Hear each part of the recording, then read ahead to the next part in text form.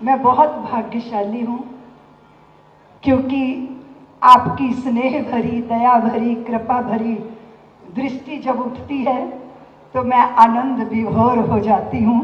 आप जैसे सद्गुरु युग पुरुष को पाकर भला कौन अपने भाग्य को सौभाग्य में नहीं बदल सकता। और मेरा सौभाग्य ये रहा कि आपकी दृष्टि ने संत को सिपाही कैसे बनना चाहिए वो हमें सिखाया कि धर्म के लिए समर्पित हो जाता है जो।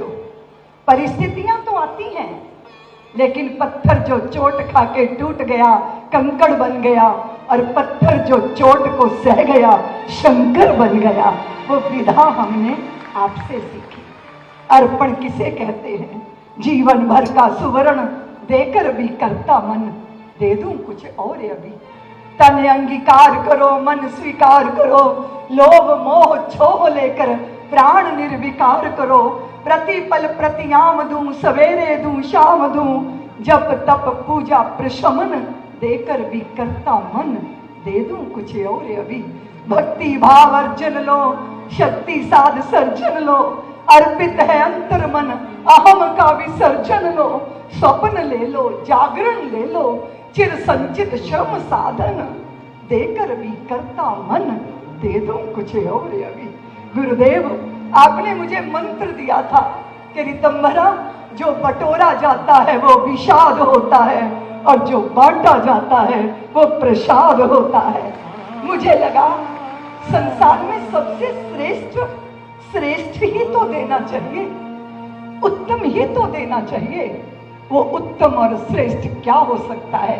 निश्चल प्रेम के अतिरिक्त कुछ श्रेष्ठ हो नहीं सकता। एक भिखारी ने कहा कि मुझे कुछ दे दो। सामने वाले ने कहा कि देता हूं, जरा जेब से निकाल लूं। उसने जेब में हाथ डाला तो बटुआ नहीं था। वो भिखारी के पास बैठा, हाथ पकड़ा, पीठ पे हाथ रखा, और फिर कहा, भैया आज मेरा बटुआ घर रह गया, कल लाऊंगा, जरूर तुम्हें कुछ दूंगा। तो वो भिखारी बोला, साहब मैं परमात्मा से प्रार्थना करता हूं कि आप रोज बटुआ घर भुलाया करो, तुम ऐसा क्यों कह रहे हो? उसने कहा, दया से, हिकारत से मेरे ऊपर सिक्के उछाल उछाल के लोगों ने बहुत फेंके साहब, लेकिन जिंदगी में आप पहले व्यक्ति मिले हो जिसने मेरा हाथ पकड़ के मुझे बोध कराया है कि मैं भी प्यार पाने योग्य हूं। आज आपने जो मुझे दिया है वो अनमोल है। गुरुदेव का मंत्र मिला है मुझे, प्रेम प्यार के हीरे मोती दोनों हाथ लुटाओ, जिसका पकड़ो हाथ साथियों उसका साथ निभाओ। कौन यहाँ 2 बार मरा है, कौन अमर है बोलो, सच्चाई के लिए मौत से हंस के टकरा जाओ। सूरज का रथ देख रहा है साथी, राह तुम्हारी, इस धरती पर नई रोशनी, नया सवेरा लाओ। इतना सा है सार ज्ञान का, गांठ बांध लो इसको, बात नहीं बनती बातों से, करके कुछ दिखलाओ। प्रेम प्यार के हीरे। मेरा भाग्य रहा ऐसा कि मुझे गुरुदेव प्राप्त हुए, जिन्होंने भ्रांतियों की भी दीवारें गिराई और भ्रमों की भी दीवारें गिराई, जातियों की दीवारों को ध्वस्त किया, चित्त में ओज जगा। राम जी के प्रति, राम जन्मभूमि के प्रति, ये भारत की धरती का भाग्य है। मैं जब अयोध्या को देखती थी, श्रीहीन अयोध्या, तो चित्त में कुछ शूल उठता था। लखनऊ का वैभव और अयोध्या की वीरानी व्याकुल करती थी। अंदर से प्रार्थना उठती थी कि हे भगवती, हे जगदम्बे, प्रभु श्री राम, मेरी भारत मां तो स्वयं चिन्मय सत्ता है। मेरे तीर्थ ऐसे वीरान रहेंगे तो हमें त्राण कहां मिलेगा? फिर देखिए, नियति के नियंता की योजना देखिए, देश को प्रधानमंत्री मिल गए, नरेंद्र भाई मोदी मिल गए। देश की रक्षा का कार्यभार किनके हाथ में है? वो सुनाम धन्य है, वो साधारण नहीं है, वो संतों की कृपा के पात्र हैं आदरणीय श्री राजनाथ सिंह जी, जिन्होंने भारत की परंपरा को, दुनिया ने बहुत हल्ला मचाया जब उन्होंने राफेल जहाजों के ऊपर तिलक किया, वहां नारियल फोड़ा, दुनिया ने बहुत हल्ला मचाया। पर ये मां भारती का वो सपूत है। इसी वात्सल्य ग्राम की धरती पर जब भूमि पूजन हो रहा था, मैंने व्याकुलता से भर के कहा था कि कितनी सारी स्त्रियां चेहरे का सौंदर्य अपने पास नहीं रखती, पर उनके पास चित्त का सौंदर्य होता है। मां चाहे जितनी भी कुरूप हो, पर उस जैसा सुंदर तो कोई नहीं होता, क्योंकि उसके पास वात्सल्य है, ममता है, वो जीवन का माधुर्य है, वो गूंगे का खाया गुड़ है। उसे अनुभव तो किया जा सकता है, पर वाणी से व्यक्त नहीं किया जा सकता। मैंने विह्वल होकर मंच पर कहा था कि ये जो फैशन प्रतियोगिताएं हैं, ये भारत की व्यवस्था में, भारत की परंपरा में शोभा नहीं देती। मेरे आदरणीय भाई उस समय उत्तर प्रदेश के मुख्यमंत्री थे, और यही वात्सल्य ग्राम के मंच पे उन्होंने घोषणा कर दी कि उत्तर प्रदेश में कोई फैशन प्रतियोगिता नहीं होगी, क्योंकि चंद स्त्रियां अपनी देह का प्रदर्शन करके कुछ पुरस्कार पाले। ये कहां की योग्य बात है? वो जो तपती है, वो जो चूल्हे की आग झेलती है, वो जो दुर्व्यवस्था दुश्वारियों की तपन झेलती है, जो प्रसव पीड़ा झेलकर संतानों को नर से नारायण बनाती है, उससे सुंदर कोई संसार में हो नहीं सकता। संतों के स्वभाव को चित्त में ले, नहीं तो पदों पे बैठे व्यक्ति सोचते हैं कि अरे सोच विचार करेंगे। भारत की धरती धन्य हो गई, और आज मेरे पास ही मैं आनंदित हूं, पूज्यपाद महंत अवैधनाथ जी महाराज के सुनाम धन्य, उनकी परंपरा के संवाहक। हमने तो महंत जी के सानिध्य, उनके नेतृत्व में राम जन्मभूमि की लड़ाई लड़ी थी, और जब दिगंबर अखाड़ा के पूज्य रामचंद्र परमहंस जी महाराज और महंत अवैधनाथ जी महाराज का मिलन होता था ना, तो अयोध्या की धरती पे हंसी के फुहारे फूटते थे। बड़ी बड़ी समस्याओं के समाधान चुटकियों में हो जाते थे। कितने बुरे वक्त थे उस समय जब योगी जी जूझ रहे थे, संघर्ष कर रहे थे, पर उत्तर प्रदेश में ने अपने भाग्य को सौभाग्य बना लिया।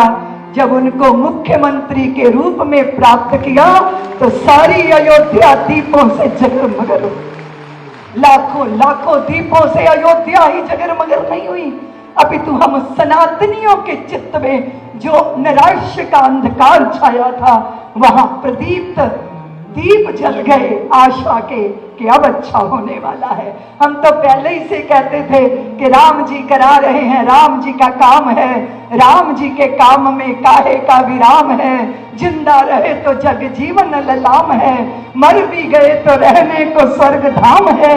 हमको तो काम बस राम जी के काम से, और राम जी का मंदिर बनेगा धूमधाम। और मैं यहाँ मंच पे सब संतों को और गुरुदेव को भी बताना चाहती हूँ। जब मेरे सामने साध्वी सत्यप्रिया ने कहा कि दीदी माँ आप 60 वर्ष के हो रहे हो, हम आपका षष्ठी पूर्ति कार्यक्रम करेंगे, तो मैंने कहा ये बताओ देवी, मैं 60 साल की हो गई है, मुझे को पता है, अब तुम दुनिया को क्यों बताना चाहती हो कि हम सठिया गए? वो बोली कि आपको उपहार मिला है, अयोध्या में राम जन्मभूमि पे भव्य मंदिर बन गया, और 22 जनवरी को राम जी की प्राण प्रतिष्ठा होगी, और हम 1 जनवरी को आपका जन्मदिन मनाएंगे, क्योंकि हम जानते हैं कि आपके लिए जन्मभूमि के मंदिर से बढ़कर कोई बड़ा उपहार हो नहीं सकता। इसलिए मैं राजी हो गई, नहीं तो साधुओं का जन्मदिन नहीं मनता। हाँ, संन्यास दिवस तो होता है, पर जन्मदिन वो जन्मदिन मानते नहीं है। आप सबकी प्रसन्नता से और मेरी प्रसन्नता जुड़ी हुई है। इतना ही मैं निवेदन करूंगी कि जीवन का पल पल सार्थक करना। गुरुदेव ने कल भी कहा था कि ऋतंभरा तो थोड़ी अब ज्यादा शांत हो गई है। गुरुदेव मैं पहले से ही शांत थी, आपको तो पता है कि जन्मभूमि में मेरी भूमिका वैसी थी तेजस्वी, पर स्वभाव से मैं वैसी नहीं हूँ जैसा लोग मुझे कहते हैं फायर ब्रांड साध्वी, दुनिया भर के टाइटल मेरे पे लगाते हैं। लेकिन निश्चित रूप से जब कोई चुनौती दे तो चंडी भाव चित्त में जागते हैं। आप ही ने मुझे उग्र भैरवी बनाया था और मुझे सायंकाल की संघ की शाखाएं दिखाकर कहा था कि ऋतंभरा तुमने भगवाधारी तो बहुत देखे हैं, लेकिन ये वो संत हैं जिन्होंने भगवा नहीं पहना लेकिन राष्ट्र को ये समर्पित हो गए। ऐसे प्रचारकों को देख देख के मेरा चित्त संस्कारित हुआ और जीवन जवानी सार्थक हो गई। आज मैं इस मंच पर जितने भी विभूतियां बैठी हैं उन सबको बहुत बहुत बहुत बहुत हृदय से सम्मान देती हूँ और आशा करती हूँ एक ही भाव के साथ सीख सुनहरी, सुनिए जी, सीख सुनहरी पुरखों की रखना हरदम याद, किया वक्त बर्बाद जिन्होंने हुए वही बर्बाद। कठिन काल में वीर कभी भी पीठ नहीं दिखलाता, या तो हंसा मोती चुगता या भूखा मर जाता। शुभ कर्मों के बिना कभी भी हुआ नहीं निस्तारा, जीत लिया मन जिसने उसने जीत लिया जग सारा। इस दुनिया का सार एक है नित्य आबाद, रवानी अपनी राह बना लेता है खुद ही बहता। इसीलिए प्रवाहवान रहिए, आनंदित रहिए, प्रसन्न रहिए। और आज मैं तो बहुत प्रसन्न हूँ। एक तरफ योगी जी बैठे हैं और एक तरफ मेरे गुरुदेव मध्य में विराजमान। देखिए जरा मेरे गुरुदेव को, सारी संत शक्तियां, राजनैतिक शक्तियां उनको घेरे बैठी हैं और वो दैदीप्यमान नक्षत्रों के बीच में अद्भुत नक्षत्र की तरह विराजमान है। इस दृश्य को देख के भला कौन शिष्य आनंदित नहीं हो जाएगा। मैं भी बहुत आनंदित हूँ। आप सब यहाँ आए, मेरे प्रेम पूर्वक आग्रह पे आए।